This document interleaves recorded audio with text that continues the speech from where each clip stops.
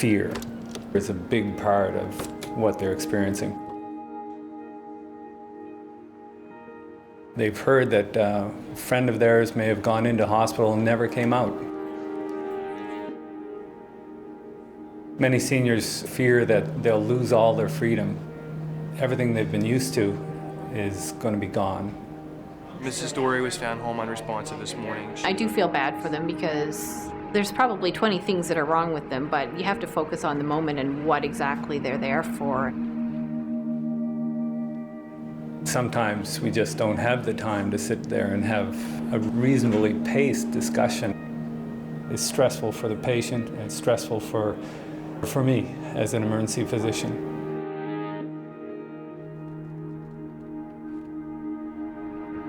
It's frustrating because there are so many things that these elderly people should have dealt with, and we just aren't able to deal with them. We have to focus on whether they'll be admitted or not.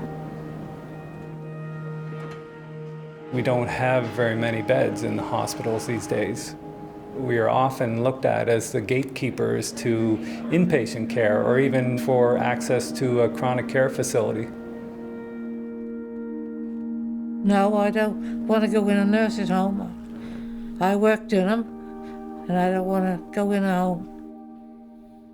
I fought that tooth and nail.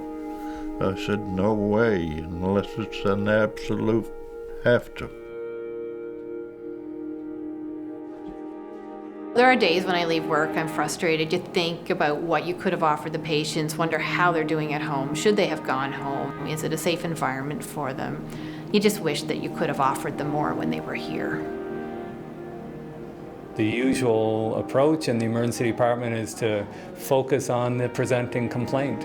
And yet now we realize that for the seniors, that may not be enough. We refer to them as frequent flyers to the emergency department. Patients that return to the emergency department a second time or a third time or more than that in some cases, that's what really makes us feel we haven't done our job.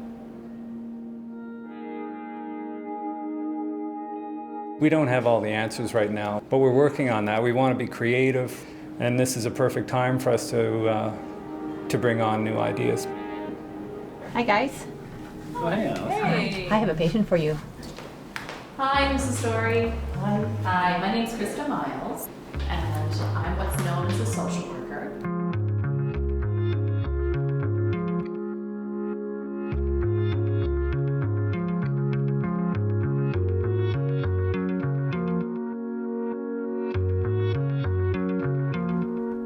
How do you do getting in and out of a chair or getting in and out of your bed?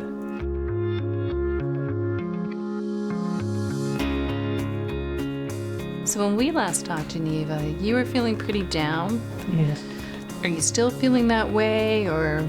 You hold 1, 2. You want to take a rest? It's the work.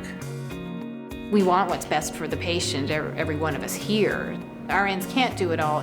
There's lots of services in the community, but we don't always know what they are, and we don't always have the time to access them either.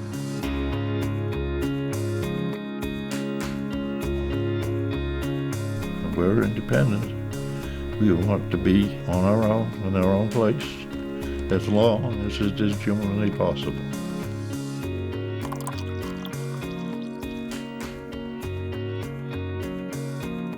They prevent hospital admissions, which is really good for everybody because there's not a whole lot of beds.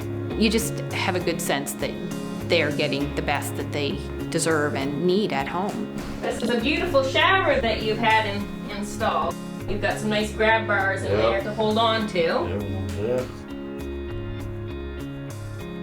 Ultimately, I'm just trying to answer the question that the patient came in the door for. And very often the question is, am I going to be okay? And I feel that, yes, we can much more confidently say, yes, you will be okay.